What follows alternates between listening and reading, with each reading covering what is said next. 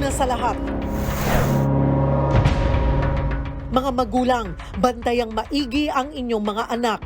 Sa Cebu City, sa pool sa CCTV ang pagdaan ng isang lalaki sa gasolinahang yan. Pasa niya ang 4 na taong gulang na batang lalaki. Sa pagkakataong yan, kinidnap na pala ang bata. Naiuwi na ba siya sa kanyang pamilya? Ang iba pang detalye sa balitang yan, abangan. Narito iba pang malalaking balita sa Frontline. Isa na namang kandidato sa barangay elections patay sa pananambang habang nangangampanya sa Montevista, Davao de Oro. Habang sa Navotas, umunay vote buying sa isang warehouse sinalakay.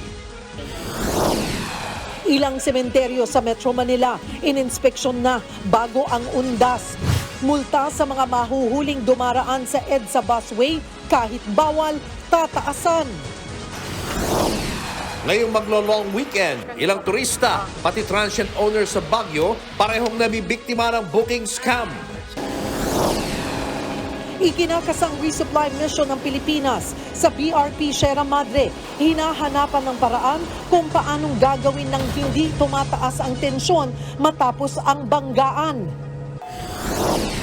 Mga pasyente sa mga ospital sa Gaza City na nakadepende ang buhay sa supply ng kuryente at langis, nanganganib. Pati mga OFW sa Lebanon, problemado sa gyerang umabot na sa kanilang border. Lalaking grade 12 student sa Negros Occidental, patay matapos suntukin ng kanyang kaeskwela. At alamin kung ano ang pinakamalaki, pinakamataas at pinakamambihirang mga sementeryo sa buong mundo.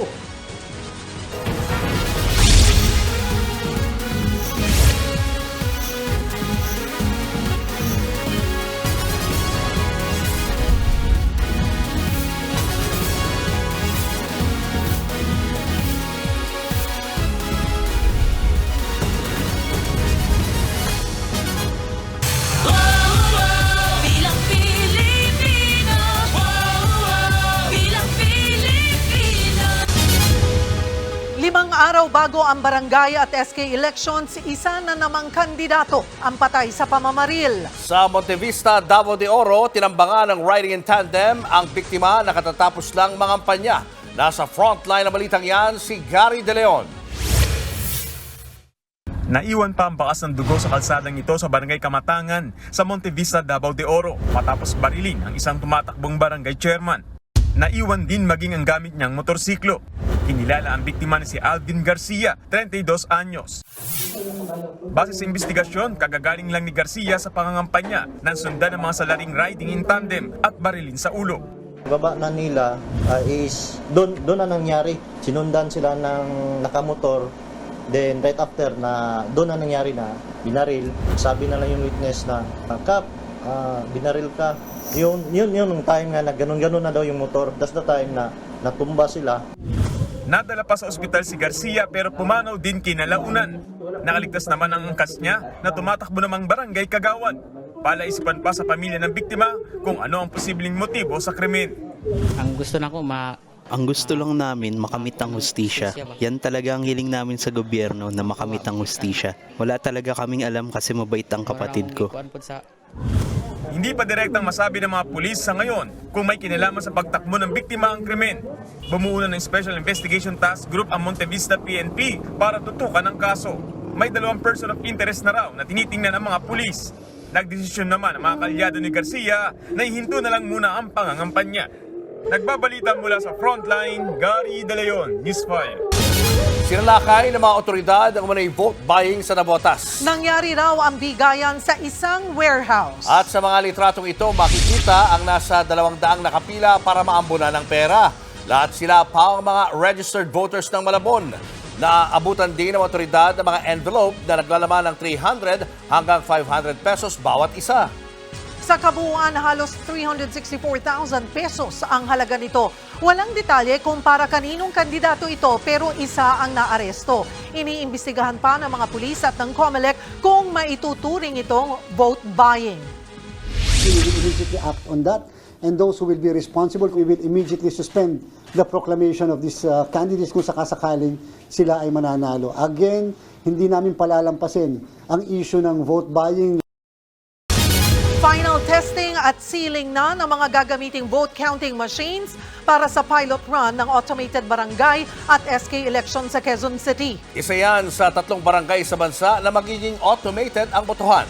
Nasa frontline ng balitang yan si JC Cosico. Mula sa pag-set up ng vote counting machines hanggang sa mismong pagpasok ng mga balota. Mano-manong sinuri ng mga gurong uupong electoral board members ang final testing and sealing ng VCMs sa Pasong Tamo Elementary School sa Quezon City kanina. Isa kasi ang barangay Pasong Tamo sa 3 lugar sa bansa na magsasagawa ng automated barangay and sangguniang kabataan election sa October 30. Siyempre, para makita na walang laman yung SD card. Okay? Na ayos, wala. At saka yung tinetest nga para malaman kung may problema, papalitan. 133 VCMs ang aktual na gagamitin sa barangay Pasong Tamo na may halos 61,000 na botante.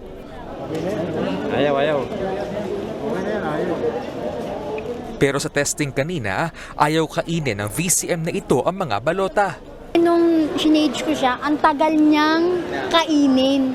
Kaya akala ko may problema po yung machine. Pero wala naman po kasi inano lang po namin. Kumbaga binaliktad.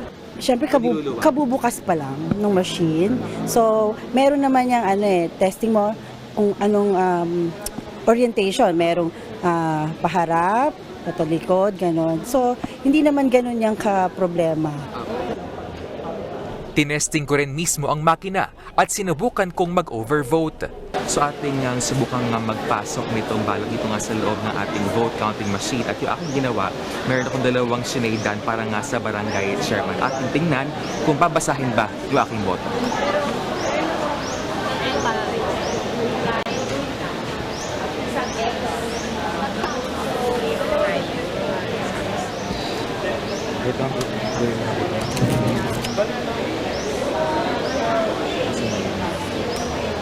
Okay. So lumabas dito sa voter's receipt na nag-overvote ako. So walang lumabas na binoto ko para nga sa barangay chairman. Para sa barangay at SK elections, isa lang dapat ang iboto sa pagkakapitan at SK chairman. Hanggang 7 lang din dapat ang ibotong kagawad. Tiniyak naman ng COMELEC na may mga reserbang VCM sakaling magkaaberya sa mismong eleksyon. Inaasahan naman magiging mabilis ang proklamasyon ng mga mananalong kandidato sa mga lugar na automated ang eleksyon. Kung alas 3 po yan, kahit magsimula na alas 4 ang electronic counting, makakapag-proclaim po sila ng mga 6 o'clock ng gabi. Wala po itong transmission ng result sapagkat wala naman po itatransmit ng result electronically. Sa December 2025, ang sunod na barangay at sangguniang kabataan elections. Sa pagkakataong yan, target ng COMELEC na gawing automated ang eleksyon sa barangay sa buong bansa. Pero kaya ba yung gawin ng COMELEC sa higit 42,000 barangay sa 2025? Basta po kailangan namin ng resources, kailangan po namin ng budget for an automated BSK. Ito naman yung po ang pinaghahandaan namin. Higit 20 billion pesos ang kakailanganing pondo kung magiging automated ang barangay at SK elections sa 2025. Nagbabalita mula sa Frontline, JC Cosico, News 5.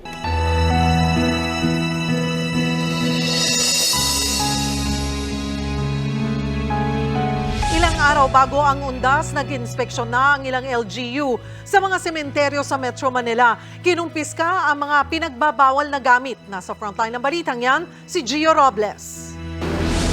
Kinumpiska ng mga tauhan ng PNP ang ilang matatalim at matatalas na gamit sa paglilinis ng mga nicho sa San Juan City Cemetery. Simula ngayong araw, mas mahigpit na ang pagpapatupad ng seguridad sa sementeryo.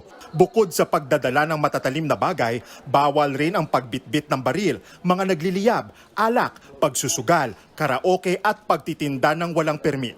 Aabot daw sa 10,000 dalaw ang inaasahan sa sementeryo, kaya naglatag na ang LGU ng entry at exit points.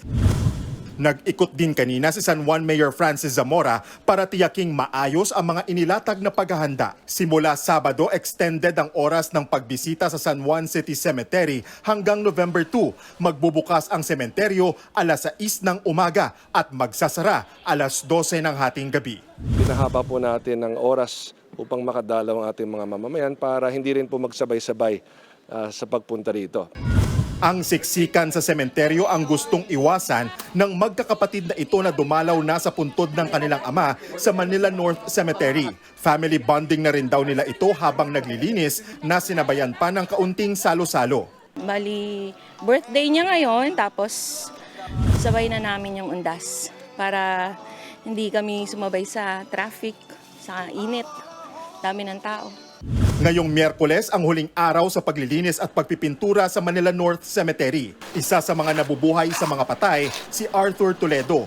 100 pesos kada buwan o 1,200 pesos kada isang taon ang bayad sa kanya bilang caretaker ng mga nitso. Hindi raw yan sapat kaya sumasideline rin siya bilang sepulturero na mas malaki ang kita.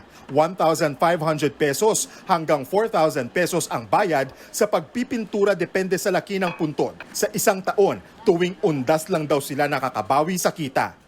Kasi naiipon yung mga bayad sa utang sa pag-aalaga Na kumbaga sa nasasabay-sabay namin nakukuha yung bayad sa alaga.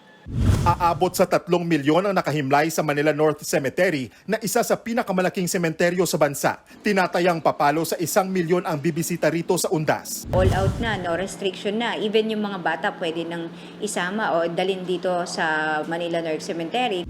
Simula sa Martes, isasara ang ilang pangunahing kalsada sa paligid ng Manila North Cemetery. Ang Aurora Boulevard, Dimasalang Road, P. Guevara Street, Blumentritt Road, Retiro Street at Maceda Street. Nagbabalita mula sa Frontline, Gio Robles, News 5. Aprobado na ng MMDA ang pagtatanggal ng window hour sa number coding scheme sa Metro Manila. Ayon kay MMDA Acting Chairman Romando Artes, noong October 6, ipinasa ng Metro Manila Council ang resolusyon pero hindi pa ito pinapatupad dahil pinag-aaralan pa ang magiging epekto nito. Kung ipapatupad ang no window hour, magiging alas 7 na ng umaga hanggang alas 7 ng gabi ito. Wala pang eksaktong petsa kung kailan ipapatupad ang bagong number coding scheme. Pero sa ngayon, may window hours pa. Inaasahan pa kasing darami ang volume ng mga sasakyan sa kalsada dahil sa mga darating na holiday. Sa mga nagbabalak magbakasyon ngayong long weekend, doble ingat sa pagbubok ng inyong accommodations. Ang Baguio City nagbabala sa talamak pa ring mga booking scam. Nasa frontline ng balitang yan, si Elaine Fulgencio. Hindi pa man long weekend, nagbakasyon na sa Baguio ang pamilya ni Fred na mula pa sa Quezon City. Pero pagdating nila sa transient house, laking gulat nila nang makitang malayo ang itsura nito sa ipinabook online. Wala raw parking ng sasakyan at masyadong matarik ang lugar. Nataliwas sa pinakitang litrato ng transient owner. Ang malala, tumaas pa ang singil ng may-ari. Yung pinuntahan namin, hindi actual, hindi yung condition, hindi acceptable. Nakiusap na lang kami dun sa host asking kung pwedeng cancel na namin yung second day. Pero hindi lang customer ang nabibiktima. Si Angelica na transient owner, tinakbuhan at hindi raw binayaran ng mga nagpabook sa unit niya. Couple sila, motorista naman. Sabi nila, so late kasi ang check-in niya. Tapos sabi nila mag-extend sila ng 2 nights. Pina-open na namin yung room. Mga gamit lang. Sa pinakahuling tala ng Baguio City Police mula Enero hanggang ngayong Oktubre, may 6 na kaso na ng transient scam sa lungsod. Madalas daw na modus ng mga nagpapakilalang transient homeowner ang paniningil ng malaking down payment. Yung mga scammer po kasi, ang dali po kasi nilang kopyahin yung mga naipopost ng ating mga transient dahil business to, naka-public sila. So, ma-open yun kahit sino. Para sa mga magbabakasyon sa Baguio, maaaring bisitahin ng Baguio Visita website kung saan makikita ang kompletong directory ng mga lehitimong transient house sa lungsod. Tiniyak naman ng City Tourism Office at ng Hotel and Restaurant Association ng Baguio na inaaksyonan nila ang dumaraming booking scam. Payo ng mga otoridad maging mapanuri. Huwag sila magbayad kaagad. agad. Kung gusto nilang ipa-reserve yung kanilang transient, maaaring kontakin po nila yung may-ari. Kung hihingi po talaga ng malaking reservation, yun po ay scam. Nagbabalita mula sa Frontline, Elaine Fulgencio, News 5. Arestado ang isang lalaking nagnakaw at nanadya raw sunugin ang isang dating motel sa Pasig. Sa Naga, Camarines Sur naman, natupok ang isang bodegang puno ng plastic products. Nasa Frontline na balitang yan, si Hannibal Talete. Naabo na ang mga gamit sa 2 kwartong ito sa isang dating motel sa Barangay Santolan, Pasig. Matapos ang sunog sa lugar pasado alas 3 ng madaling araw kanina. Higit 1 oras tumagal ang sunog bago naapula ng mga bumbero. Hinala ng barangay, sinadyang sunugin ang mga kwarto. Talamak daw kasi ang nakawan sa dating motel. Talagang may naganap pong panununog po para yung attention po ay hindi po sila mahuli at makatakas po. Wala namang namatay sa sunog. Makalipas ang ilang oras, naaresto ng barangay ang 23 anyos na lalaking kasabwat umano sa pagnanakaw at pagsunog sa dating motel. Nakuha sa kanya ang mga ninakaw na gamit gaya ng TV, mga kable at unan. Pero nakatakas daw ang 3 pa niyang kasama. Binerify po nila na ang mga gamit po na yun ay galing po sa hotel na nananakawan po. May mga nakuha din po kami mga lighter din po sa kanila na ginamit po at saka kandila po. So possible po na talagang yun po yung ginamit nila. Todo tanggi pa nung una pero umamin din kalaunan ang suspect na kinilalang si John Mark Calma. Hindi po. Yung sa kasama namin po na isa. Sila po may dala-dala po noon. Itinurn over na sa Pasig PNP ang suspect. Nabalot naman na maitim na usok ang nasusunog na warehouse na ito sa Mayon Avenue sa Naga City, Camarines Sur, bandang alas 11 ng umaga kahapon. Ang mga bumbero sa bubong na pumwesto. Pahirapan ang pag-apulas-apoy dahil sa dami ng mga nakatambak na plastic products at iba pang gamit sa loob ng bodega. Base na rin sa mga kapitbahay, deliver lang mga furnitures, mga plastic na ay mga monoblock chairs. Kaya punong-puno siya. Kaya medyo natagal lang kami, nahirapan kami pumasok kasi punong-puno yung warehouse. Alas 7 na ng gabi tuluyang naapula ang apoy. Inaalam pa ang sanhin nito. Nadiskubre namang walang fire exit ang gusali. Buti na lang at walang nasaktan o namatay sa sunog. Nagbabalita mula sa Frontline, Hannibal Talete, News 5. Pera kapalit ng promotion. Yan daw ang modus ng isang bumbero na hinuli sa entrapment operation sa Muntinlupa. Ang suspect may iba pa raw kasabwat sa loob ng organisasyon. Nasa Frontline ng balitang yan, si Justin Punsala. Sa surveillance video na ito, makikita ang isang bumbero na nakaparada sa terminal ng isang mall sa Muntinlupa City kahapon. Kausap niya ang isang babae. Pero ang hindi alam ng target, nakapalibot na pala sa kanya ang mga ahente ng PNP-CIDG. Sa hudyat ng katransaksyon ng bumbero, nilapitan nila si Fire Officer Juan Ramses Benipayo at inaresto. Inirereklamo si Benipayo ng kanyang mga kasamahan dahil sa pag-aalok ng promotion kapalit ng 200,000 piso. 3 kasamahan nito ang lumantad para magsumbong. Ayon sa BFP, 5 taon din sa serbisyo ang sospek. Magti-trace back tayo kung kailan nagsimula yung kanyang ginagawang pangingikil. So malalaman natin o masasabi siguro natin na hindi lang ito ngayon kasi may mga additional tayo ng mga complainants. Mayroon din daw kasabwat si Benipayo sa kanyang modus. Yung binabanggit niya is alleged na nasa loob ng Bureau of Fire Protection at ang binabanggit naman ay retired na. But still, ulitin ko, yung case is an investigation at makikita natin later on. Hinikayat ng BFP at PNP ang iba pang biktima na lumantad para magsampa ng reklamo. Nakakulong ngayon sa CIDG si Benipayo at nahaharap sa paglabag sa Anti-Graft and Corrupt Practices Act at Estafa. Inaalam na rin kung mayroon nga bang mga na-promote dahil sa modus ng sospek. Zero ang tolerance natin sa ganitong mga activities sa loob ng organization. Hindi natin sila sasampuhin at talagang kakasuhan natin. At huwag po silang maniwala dyan sa mga nagsasabi na kailangan ng pera or anumang konsiderasyon para makapasok sa Bureau of Fire Protection. Kailangan lang po rito ay tamang kwalifikasyon, kakayahan para po kayo ay makuha bilang bumbero.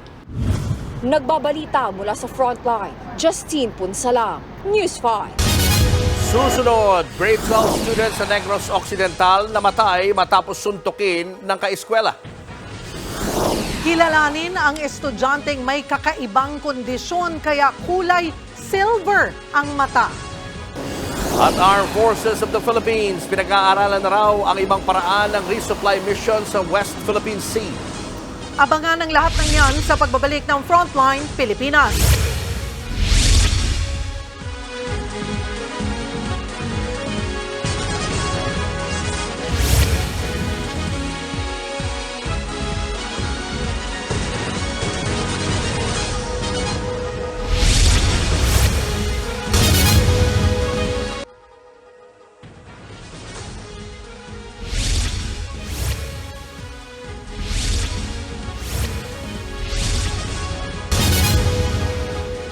Patay ang isang grade 12 student matapos suntukin ng kaeskwela sa Binalbagan, Negros Occidental. Nangyari yan sa loob mismo ng Payao National High School nito October 19. Natumba at tumama sa semento ang ulo ng 18 anyos na biktima matapos siyang suntukin. Dito na siya nawala ng malay at sinugod sa ospital. Nasawi rin ang biktima kinagabihan. Agad sumuko ang 17 anyos na suspect pero dahil minor de edad pa, itinurn over siya sa DSWD. Inimbestiga na rin ang paaralan ang nangyari pero napagalamang dati nang may alitan ang dalawang estudyante.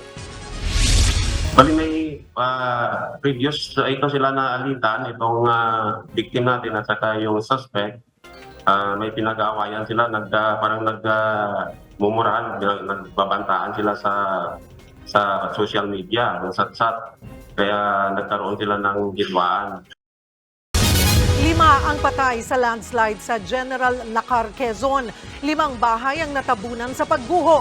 Nasa frontline ng balitang yan, si Brian Basa. Nagtulong-tulong ang mga residente at mga sundalo sa paghuhukay sa gumuhong lupa sa barangay Umiray, General Nakar, Quezon. Mula sa bundok ng Sierra Madre ang bumigay na lupa. Ayon sa alkalde ng General Nakar, posibleng lumambot ang lupa dahil sa walang patid na pag-ulan. Bali, 5 bahay yun. Yung natabunan, ang konfirmadong patay ngayon ay 5. Ang may pangalan pa lang sa akin dito ay 4. Kinilala ang 4 na nasawi na sina Ramel Binalao, Cheryl de Los Angeles, Jonathan de Los Angeles at Juneli Datario. Plano ng Philippine Army na ihatid sa kanilang mga kaanak sa Rizal ang bangkay ng mga biktima. Pero hinihintay pa nilang gumanda ang lagay ng panahon para makabiyahe ang mga chopper. Patuloy naman ang paghahanap sa iba pang posibleng natabunan ng lupa. Nagbabalita mula sa Frontline, Brian Basa, News 5. Pati ba naman mga maruruming damit na ipapalaundry pa lang ninanakaw na rin. Nasa pool sa CCTV ang insidente yan sa Pasay. Nasa frontline ng balitang yan si Gary De Leon. Sa kuha ng CCTV na ito sa barangay 183 sa Pasay City noong October 16. Makikitang sakay na isang pedicab ang lalaking nakapulang t-shirt. Ibinaba siya sa tapat ng isang dormitory kung saan siya dire-diretsong pumasok. Maya-maya makikitang dumudukot na siya sa bag na nakalapag sa sahig. Ilan saglit pa, lumabas na ang lalaki na kulay puti na ang kanyang suot. Tuloy-tuloy lang ang lakad niya habang bitbit ang dinampot na bag. Pero ang lalaking yan, hindi pala taga roon. At ang dala niyang bag, laundry o labahan ng isa sa mga totoong tenant ng dorm. Ang may-ari nitong si Hazel, di niya tunay na pangalan, problemado. Nag-text po ako dun sa laundry shop namin kung sila po yung nag-pick up ng laundry basket. Sabi po nila hindi daw po sila.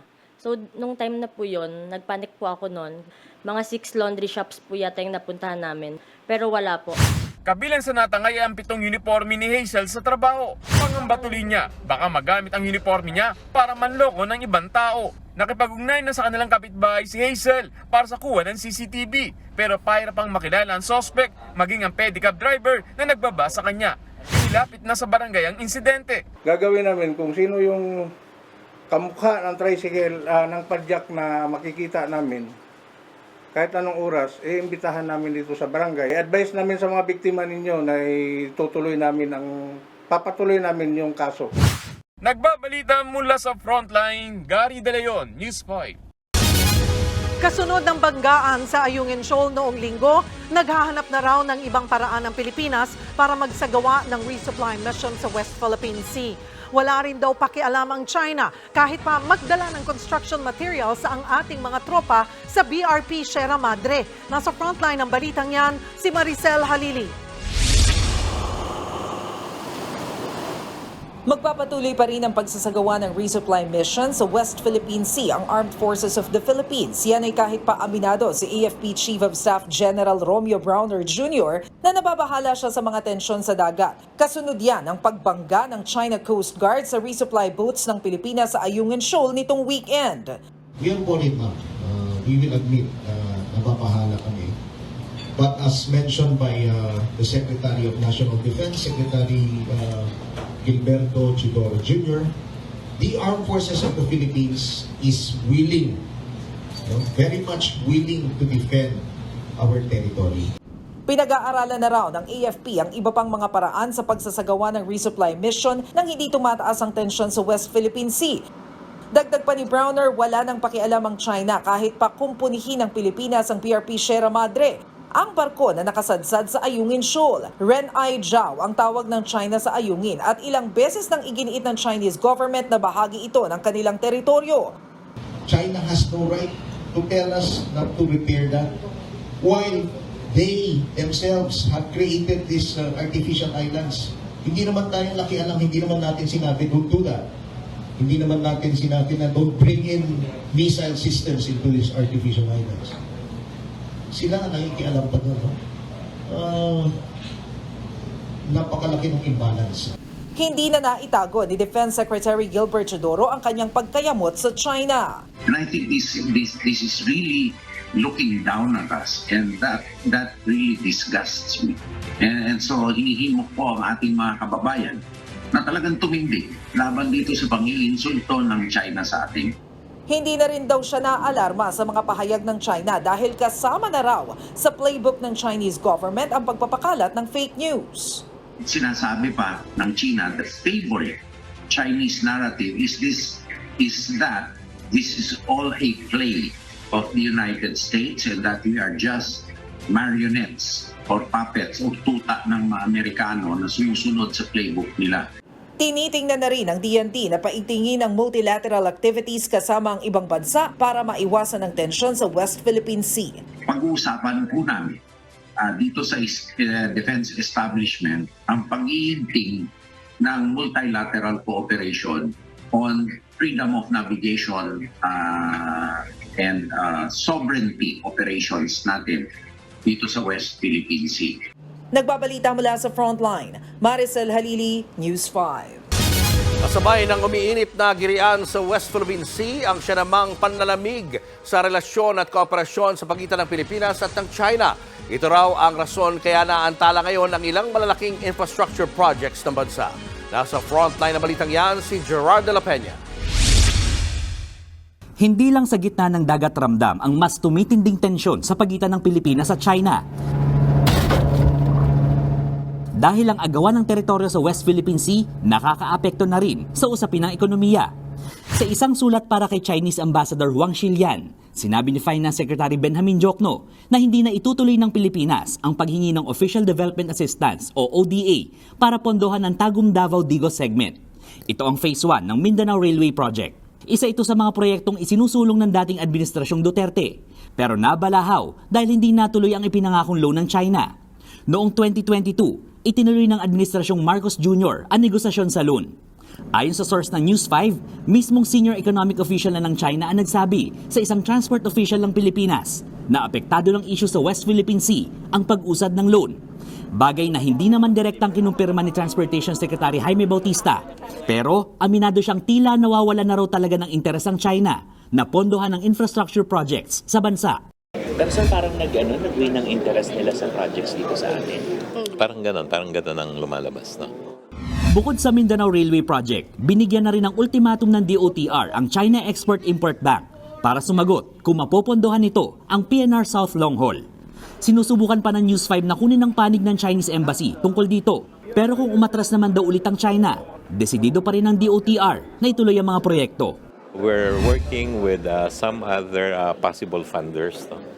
to support not only Mindanao Railway but also the Bicol South Long Haul. Kabilang sa posibleng pagkunan daw ng pondo ang mismong national budget para sa pagbili ng mga right-of-way. Pwede rin daw ilong sa Asian Development Bank ang pambili sa mga tren, habang plano ng ialok sa private sector ang pagtatayo naman sa mga riles, estasyon at train depot. Bukod dyan, suportado rin daw ng Japan ang pinaplanong 30-year Rail Master Plan ng DOTR. Kasama sa posible nilang pondohan ang planong MRT Line 4 mula Ortigas hanggang Taytay Rizal, LRT2 Extension Project papuntang Rizal, at ang planong MRT Line 11 mula EDSA Balintawak hanggang San Jose del Monte, Bulacan. JICA has committed to extend more support for the railway projects that we will implement in the country. We even signed an agreement for JICA to help us develop a 30-year railway master plan for the Greater Capital Region. Nagbabalita mula sa Frontline, Gerard de la Peña, News 5. Showbiz, eto na nga! Mga kapatid, eto na nga ang mga malalaking showbiz balita ngayong Miyerkules. Simulan po natin sa masayang birthday celebration ni Legit Dabarkad's Zombie na bukod sa pagiging TV host, film actor na rin. Ang kanyang unang film project sa MMFF entry pa na Pinduko. Nasa frontline ng balitang yan, si MJ Marfori.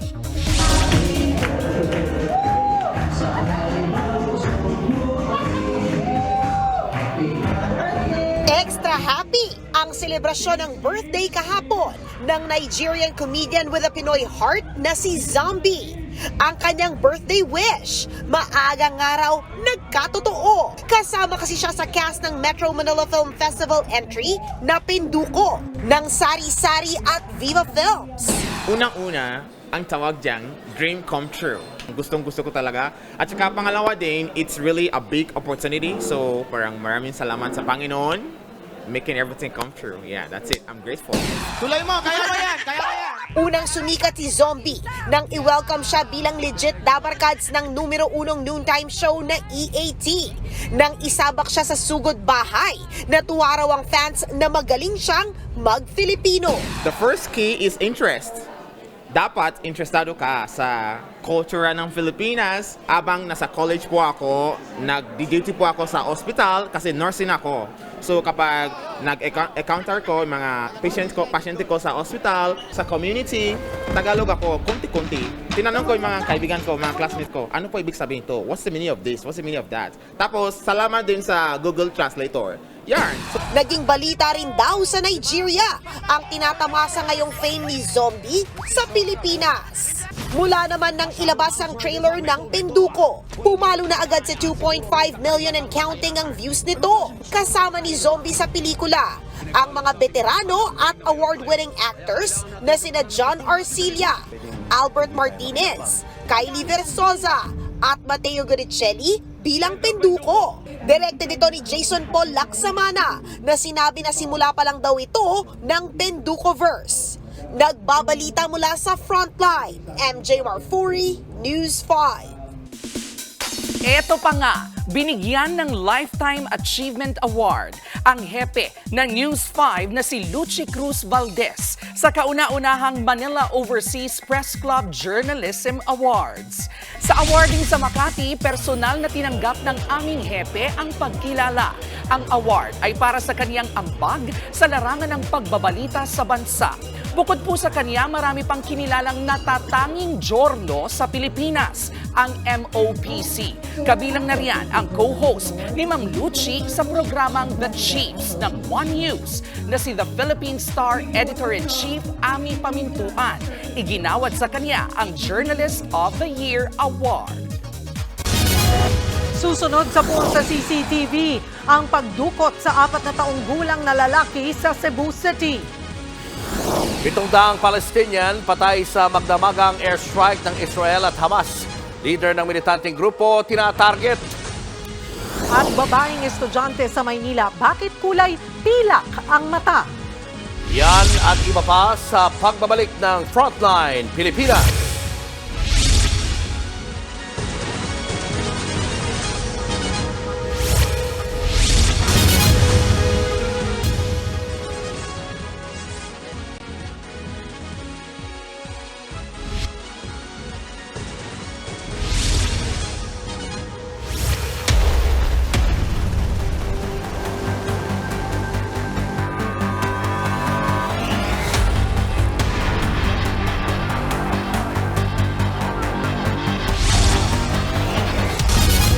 Pinagbibitiw sa pwesto ng Israel si United Nations Secretary General Antonio Guterres. Tila ang Israel daw kasi ang sinisisi ng opisyal sa matinding pagdurusa ngayon sa Gaza. Nasa frontline ng balitang yan si Faith Del Mundo. Naghihingalo ang intensive care unit ng ospital na ito sa Gaza City. Ang buhay kasi ng 40 premature baby dito, nakadepende sa itatagal ng supply ng kuryente at langis. Hindi rin daw malayong magkaroon ng diarrhea outbreak sa Gaza City. Ang problema, hirap din ng World Health Organization sa paghahatid ng medical supply. Mahigpit kasi sa border. Mismo ang military spokesperson ng Israel nga, nagsabi ng hindi sila papayag na madeliveran ng langis ang Gaza Strip. Ginagamit lang daw kasi ito ng Hamas para magtayo ng infrastruktura. Nagbabala naman si United Nations Secretary General Antonio Guterres sa mga pag-atake ng Israel. Let me be clear, no party to an armed conflict is above international humanitarian law.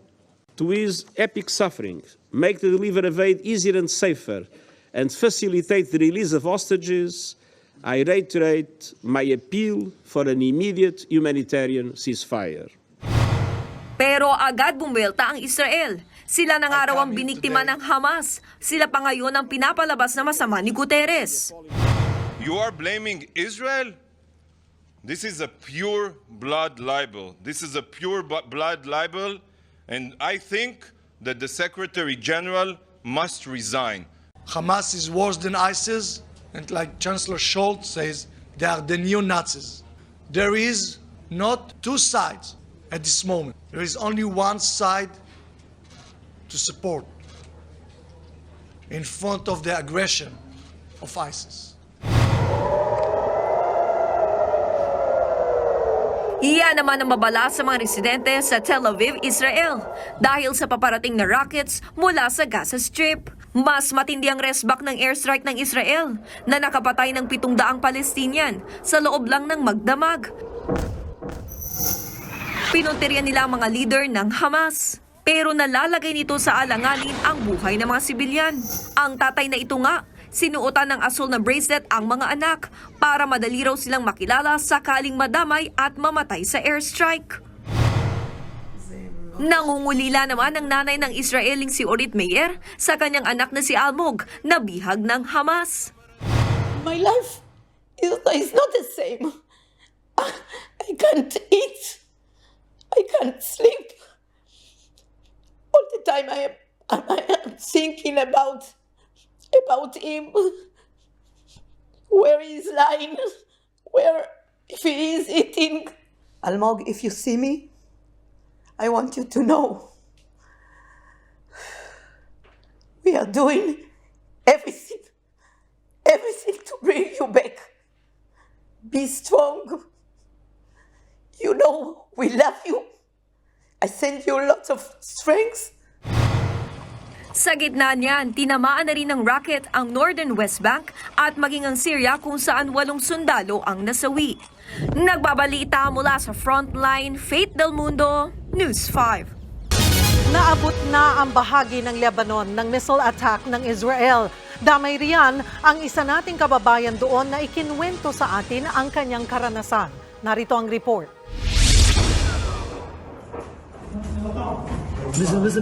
Sa pulsa video ng kababayan nating si May Romagos, ang missile attack malapit sa kanyang kinaroroonan sa Alma al-Shaab, Lebanon noong October 11.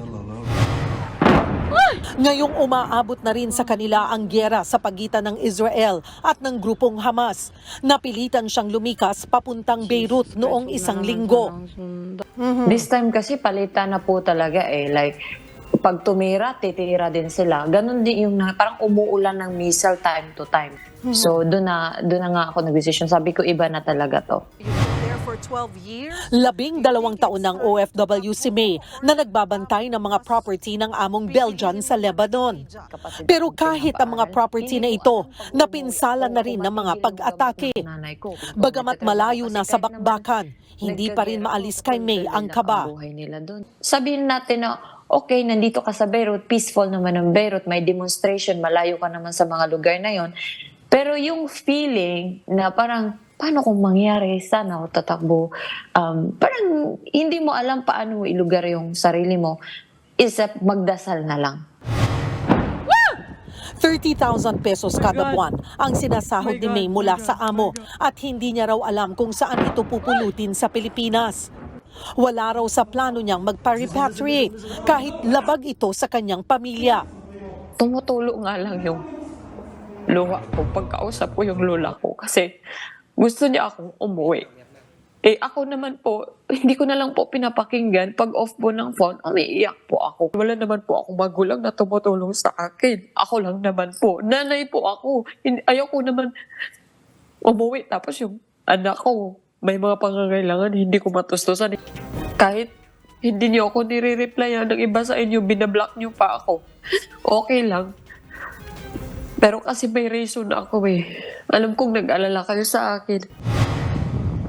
Tiniyak naman daw ng amo ni May na hindi siya pababayaan. Sa ngayon, nasa alert level 3 na ng Department of Foreign Affairs ang Lebanon. Nangangahulugan ito ng voluntary repatriation sa mga OFW doon. Sa tala ng DFA, sa higit 17,000 OFW sa Lebanon, nasa 100 Pinoy lang ang gusto nang umuwi. May mensahe naman si May sa ating gobyerno para dumami pa ang mahikayat na umuwi. Ang number one problem sa Pilipinas, healthcare. Tapos, makahihirap mahanap ng trabaho. Siguro, time na natingnan ninyo kung ano yung number one na kailangan ng mga Pilipino para hindi na kami mag-abroad, wala nang mapapahamak.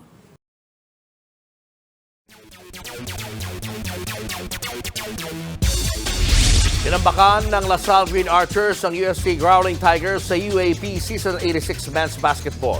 Natapos ang laban sa score ng 100-69 pabor sa Archers. Standout sa laban si Most Valuable Player frontrunner Kevin Kiambao. Nagkabag siya ng 22 points at 12 rebounds.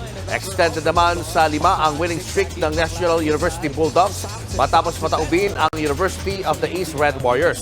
Si Kian Baclaan naman ang nanguna sa opensa ng Bulldogs sa likod ng 18 points. Natakasan naman ng FEU Tamaraos ang Ateneo Blue Eagles sa isang close game 62-59. Nagpakwala ng game-winning 3 si LJ Gonzalez para pabagsakin ang Eagles. Nagbabalik na ang NBA action sa pagbubukas ng panibago nitong season. Unang nagharap ang defending champions Denver Nuggets at Los Angeles Lakers. Sinimulan kaagad ng Nuggets ang kanilang kampanya sa isang panalo 119-107. Hindi napigilan ng depensa ng Lakers si two-time MVP Nikola Jokic na naka 29 points at 13 rebounds. Sa ikalawang game naman, nagharap ang Phoenix Suns at Golden State Warriors. Mainit na opensa ang ipinamalas ni Devin Booker para ibigay ang panalo sa Suns 104-108. Patuloy na mapapanood ang regular season games ng NBA sa NBA TV Philippines, Pilipinas Live app at One Sports. Susunod, dating Pangulong Duterte muling binakbakan ng Kamara sa umunay pamamahiya sa anak niyang si Vice President Sara.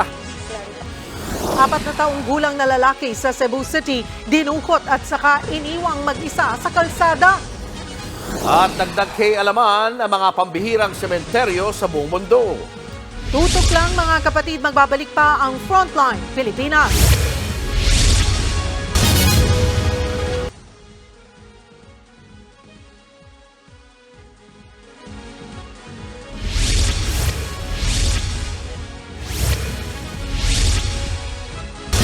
Nahuli na ang suspect sa brutal na pagpatay sa isang dalagitang minartilyo sa Caloocan. Ang suspect tinangka rin daw halayin ng biktima. Nasa frontline ng balitang yan, si Gary De Leon. Ito ay naaresto namin sa sarang pagpatay. Ito ay may karapatang manahimik. Hindi na pumalagpang 40 anyos na si Rafael Alison nang aresto ng mga pulis sa Barangay 18 sa Caloocan City.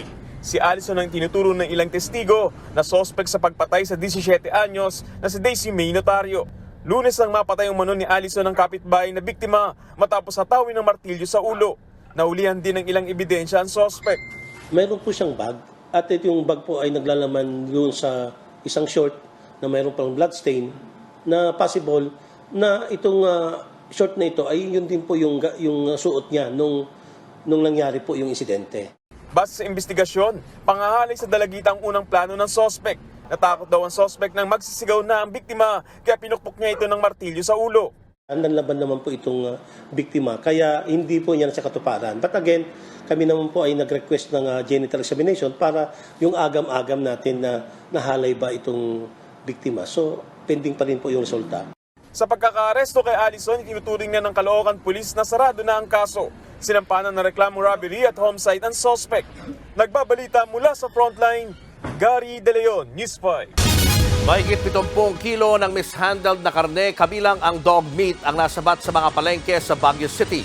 Ayon sa City Veterinary and Agriculture Office, hindi accredited ang mga nakumpiskang karne ng baboy at manok. Posibleng kontaminado ang mga ito kaya bawal ibenta. Mahigpit ding pinagbabawal ang pagbebenta ng karne ng aso. Ibinaon sa lupa ang mga nasabat na karne alinsunod sa proper disposal ng ahensya. Wala namang naaresto, pero posibleng maharap sa reklamong paglabag sa Meat Inspection Code of the Philippines at Animal Welfare Act ang mga mapapatunayang nagkasala. Kinwestiyon ni Senator Cynthia Villar ang illegal umanong clinical trial para sa bakuna kontra African swine fever. Nasa frontline ng balitang yan, si Camille Samonte. Ginisa ni Senate Committee on Agriculture Chairperson Senadora Cynthia Villar ang mga opisyal ng Bureau of Animal Industry sa pagdinig sa Senado. Natuklasan kasi ng Senadora na nagkaroon ng clinical trial dito sa bansa para sa bakuna kontra African swine fever o ASF. Yan ay kahit hindi pa aprobado ang bakuna sa Vietnam. Sa Vietnam, dinevelop ang bakuna at inimport ito ng kumpanyang KPP Powers Commodities. Baka tayo magki-clinical trial earlier than that? Kung sila na gumawa, hindi nga nila pa na-approve, tayo mauna pa. Bakit tayo so excited? Marami na po kasing clamor for a solution to ASF. Paliwanag naman ng KPP Powers Commodities, pinapirma ng waiver ang mga farm kung saan isinagawa ang trial. May responsibility yung commercial farms na mag-report po at mag-monitor. Sabi pa ng kumpanya, naibenta raw ang mga baboy na sumailalim sa trial. Sa 6 na farms isinagawa ng KPP ang clinical trial sa iba't ibang bahagi ng bansa noong June 2023. Standard practice din naman daw ang pagpapapirma sa waiver. Banat Jenny Villar. Sila din na mag-field trial. Di kahit unsuccessful ang field trial, sasabihin nila successful. Kasi para magkanegosyo sila. Kinurap nyo yung bayi. Nagpakurap naman ang bayi. Yung supplier, siya din ang nag-clinical trial. Siya supplier . It will benefit him na maganda yung result ng clinical trial, di ba? Common sense yun . So dapat hindi nyo i-allow yun. Ba't nyo ginagawa yun? Sa amin po, ma'am, sistema, it's the private company. Maling sistema. Yeah, nagmo-monitor po ang bahay. Tinanong din ng Senadora kung bakit pinayagan ng Food and Drug Administration ng FDA ang pag-i-import ng 300,000 doses ng bakuna para sa field clinical trials. Noon pong time na yon, merong available na vaccine si Vietnam, pero marami pong countries ang nag-aagawan for the supply. Hindi nag-aagawan, ayaw nga tanggapin na ibang country. Kayo lang ang may gusto . Ang Thailand nag-reject na . If it is not authorized by FDA po, it will be considered smuggled po. Babala ni Villar, ipapasa ng Senado ang panukalang anti-agricultural sabotage kung saan mapaparusahan ng life imprisonment ang mga sangkot sa agricultural sabotage at katiwalian. Nagbabalita mula sa Frontline, Camille Samonte, News 5. Mga kapatid, sa pag-alala sa ating mga yumao, taon-taon, kapag ganitong panahon, bumibisita tayo sa mga sementeryo. Speaking of which, heto po ang ilang pambihirang libingan sa bansa at sa buong mundo. Ang una nating stop sa pinakamalaking libingan sa Pilipinas, ang Manila North Cemetery. Matatagpuan sa Maynila, may lawak itong 54 na ektarya. Mula nang buksan noong 1904, maraming prominenteng pangalan sa Pilipinas ang nailibing dito. Kabilang na riyan ang mga pangulong sina Sergio Osmeña, Manuel Rojas at Ramon Magsaysay. saysay. Kung palakihan lang din ang title para sa largest cemetery in the world, napunta sa Wadi al-Salam Cemetery sa Najaf sa Iraq. May sukat yang aabot sa 917 hectares. Katumbas po yan ng 17 nating Manila North Cemetery. Ang laki. Sa tala ng UNESCO, milyong-milyong Muslim na ang nailibing dito simula pa around 500 AD. Kung tallest cemetery naman ang usapan, matatagpuan naman yan sa Santos, Brazil. Ang Ecumenical Memorial Necropolis. 14 na palapag ang vertical cemetery na ito na may taas na hanggang 350 talampakan. Mas mataas pa po yan sa Eiffel Tower. Sa Pilipinas, mahigit 2,000 taon naman nang ginagawa ang tradisyon ng pagsasabit ng mga ataol o hanging coffins sa kabundukan ng Sagada.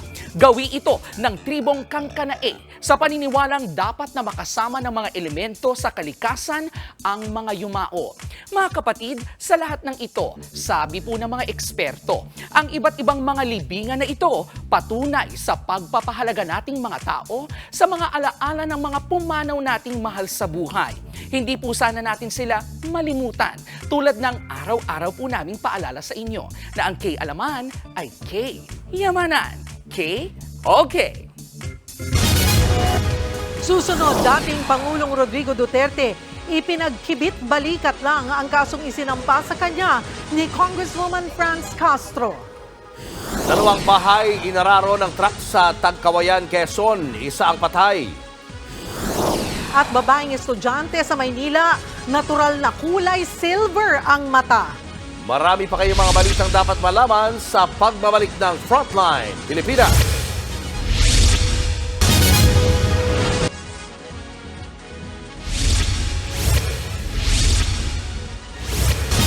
Dinedma lang ni dating Pangulong Rodrigo Duterte ang kasong sinampa sa kanya ni ACT Teachers Party List Representative Franz Castro. Pero muli siyang bumanat sa Kamara. Nasa frontline ng balitang yan si Marian Enriquez. Huwag maging balat sibuyas. Yan ang derechahang patutsada ni Davao City Representative Paulo Duterte laban kay ACT Teachers Party List Representative Franz Castro. Kasunod yan ang reklamong grave threat ni Castro laban sa ama ni Pulong na si dating Pangulong Rodrigo Duterte. Nag-ugat ang reklamo nang pagbantaan siya ng dating Pangulo sa isang interview sa SMNI na gusto niyang ipapatay si Franz kasama ang iba pa umanong komunista. Bunsod ito ng pagharang ng Makabayan Bloc sa confidential funds na hinihingi ng DepEd ng Office of the Vice President para sa susunod na taon. Pero iba na to, iba na to. Ako nga, kongresista na ako, nababantaan pa, much more na kayang gawin yan sa mga pangkaraniwang mga mamamayan. Sagot ni Pulong, may karapatan namang maghain ng reklamo sa korte si Castro. Pero ang mga public servant na gaya niya, hindi raw dapat magtago sa likod ng karapatang ito. Sa isang panayam naman, kinumpirma ng dating tagapagsalita ni dating Pangulong Duterte na si Attorney Harry Roque na alam na nito ang isinampang kaso ni Castro. Pero hindi raw ito natatakot at ipinagkibit balikat lang ang reklamo. Hindi po siya naaabala sa mga ginawa ni Franz Castro, no? At bagamat hindi ko pa nakikita ko ano yung reklamo ni Franz Castro, paalalahan ko lang po siya na bilang dating presidente, ang presidente po may access sa lahat ng mga intelligence report ng lahat ng mga security agency para magpapatunay kung sino talaga ang tunay na laban ng Republikano. Sa isang panayam naman ulit kahapon sa SMNI, muling binakbakan ni Duterte si Castro at ang iba pang kongresista. Hindi raw niya matanggap na tila pinahiya ng mga mambabatas ang kanyang anak na si VP Sara dahil lang sa issue ng confidential funds. Kaya hamon niya sa Kamara, bakit hindi rin ito isapubliko ang pondo nito para patunayang wala rin silang tinatagong confidential funds. Kayong mga congressman, pinagsabihan na sana ninyo kaagad. Sinabi na sana ninyo doon sa kapwa ninyong congressman, kay liberal mo na itong si Franz, na sabihin mo kay Secretary Duterte, huwag yan kasi babaray na. Pinahiya ninyo. Samantala kayo naman dyan nagwawaldas ng pera. Kaya buksan nga natin, tignan nating Franz kung magkano ang nakuha mo sa Kongreso. Wala pang pahayag ang liderato ng Kamara sa bagong patutsada ng dating Pangulo. Pero una nang ginit nito na wala silang confidential fund dahil extraordinary expenses lang ang nasa budget na ginagamit sa operasyon ng Kamara. Sinubukan din naming kunan ng pahayag si Vice President Sara Duterte nang bumisita siya sa opisina ng COMELEC sa Maynila kanina, pero tumanggi na siyang magpa-unlock ng interview. Nagbabalita mula sa Frontline, Marian Enriquez, News 5. Nagtipon-tipon sa Cebu ang mahigit 1,000 Human Resource o HR leader para sa ika-60 na pong annual conference ng People Management Association of the Philippines o PMAP. Galing sa mahigit 2,000 kumpanya sa buong bansa ang dumalong HR leader. Layo nitong isulong ang kapakanan ng mga empleyado. Nagbahagi rin sila ng kanilang mga best practice. Kabilang sa mga naging hamon ng mga HR ay ang pandemya. Marami kasi ang nawalan ng trabaho at ngayong back to normal na, marami pa rin ang mas pinili ang work from home setup.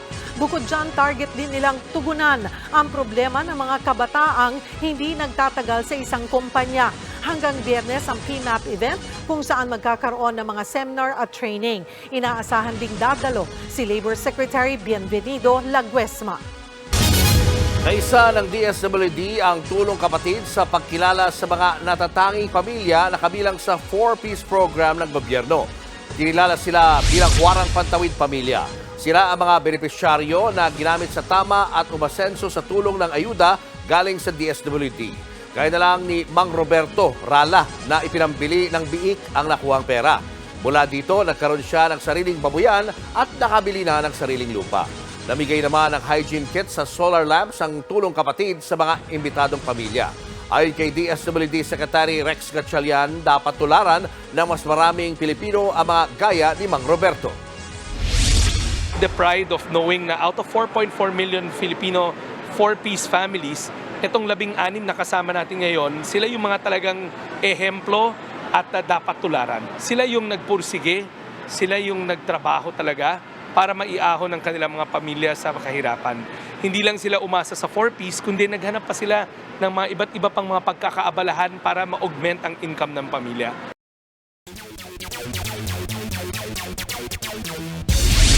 Pinangunahan ni Pangulong Bongbong Marcos ang pagkilala sa mga atletang Pinoy na nag-uwi ng medalya mula sa 19th Asian Games. Idinaos ang seremonya sa Rizal Memorial Coliseum sa Maynila. Nagkaroon ng mga production number at video presentation para pasalamatan ang mga atletang Pinoy. Tumanggap din sila ng cash incentives. Aabot sa 4 million pesos ang matatanggap ng gold medalists mula sa Philippine Sports Commission, PAGCOR at Office of the President. 2 million pesos naman sa silver medalists at 800,000 pesos para sa bronze. May bukod ding 1 milyong pisong matatanggap ang kada player ng Gilas Pilipinas. May gold medal na ang Team Philippines sa 4th Asian Para Games sa China. Hatid yan ng veteran para swimmer na si Ernie Gawilan. Tinapos ni Gawilan ang men's 400-meter freestyle sa loob ng 4 minutes and 58 seconds para muwi ang ginto.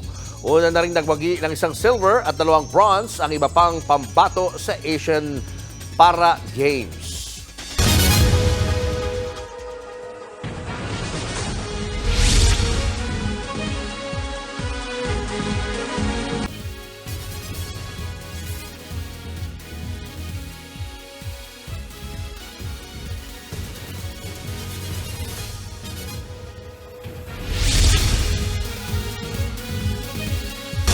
Kulay pilak o silver ang mata ng isang babae sa Maynila. Siya si Liza La Chica, 19 years old. Madalas daw na mapagkamalang nakakontak lens siya dahil sa pambihirang kulay ng kanyang mata. Ang totoo, mayroon kasi siyang autoimmune disease, si Liza, na kung tawagi Cogan syndrome. Ito ang dahilan ng kulay pilak niyang mata. Sa mahigit 8 bilyong tao sa buong mundo, mahigit 200 lang ang may ganyang kondisyon. Nagdudulot ito ng panlalabo ng paningin at paghina ng pandinig. Umaasa naman ang pamilya ni Liza na gagaling siya sa sakit na ito.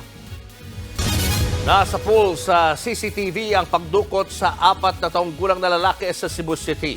Pero nang mag-viral ang pagkawala niya, isinauli rin ang biktima. Nasa frontline ng balitang yan si John Aroa. Kuha ang CCTV na ito sa isang gasolinahan sa Barangay Mabulo, Cebu City. Bandang alas 10 ng umaga kahapon, makikita ang pagdaan ng isang lalaking may pasa na bata sa kanyang likod. Sa isa pang kuha ng CCTV, kita ang parehong lalaki na naglalakad habang karga pa rin ang bata. Nang mga oras na iyon, kinidnap niya na pala ang 4 na taong gulang na lalaki. Labis naman ang pag-aalala ng pamilya ng bata, lalo na ang kanyang lola na siya na lamang bumubuhay sa biktima matapos mamatay ang ama at iniwan ng sariling ina. Dito lang ako nakaupo kasi masakit ang mura ko, mura ako. Katapos, ang bata naglaro-laro diyan. Nung lumabas siya sa may kapilya namin diyan, doon, hinampot siya ng tao. Kung saan-saan na raw sila napadpad para hanapin ang apo, hanggang sa may nag-report daw sa presinto na nakita na ang bata sa downtown area ng Cebu City pasado alas 10 kagabi. Nasa 15 minutong biyahe ang layo niyan sa bahay ng bata. Kwento ng concerned citizen na nagdala sa bata sa presinto, basta na lang daw iniwang mag-isa ang bata sa gilid ng daan. Laking pasasalamat naman ng lola na nakabalik na ang apo, pero mukhang matinding trauma raw ang inabot ng bata sa kamay ng kidnapper. Kaya parang natruma ngayon sa gabi. Lagi yan talagang huwag, sabi ganun. Posible raw na tinangkang ibenta ng kidnapper ang bata, pero mukhang umatras ang buyer nang malamang nag-viral na sa social media ang CCTV ng pagkidnap sa bata. Nakatakdang isailalim sa psychological debriefing ang bata. Sa ngayon, pinaghahanap pa rin ang kidnapper. Nagbabalita mula sa Frontline, Jana Rua, News 5. Showbiz, eto na nga!